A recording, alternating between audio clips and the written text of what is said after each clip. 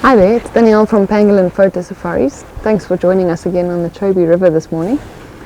Today we'll be talking about focusing and when to use your manual focus and how to focus on subjects that have grass in front of them.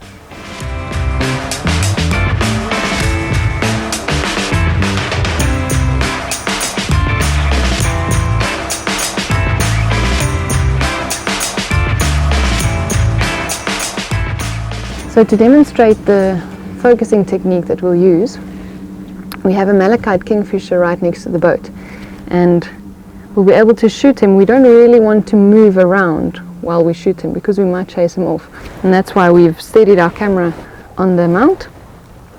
And what I'm seeing is that there's a blade of grass waving around in front of the bird, and the camera might pick that up when we try and autofocus. So as soon as I try and focus on the bird, it brings the blade of grass into focus and the bird is blurred.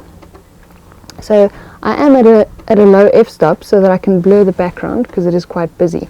But that also makes then the bird blur when the focus is on the grass.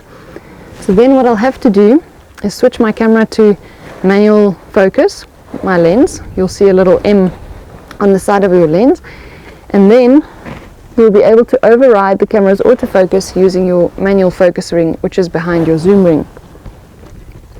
Then what happens is the grass is out of focus and the malachite is beautifully in focus.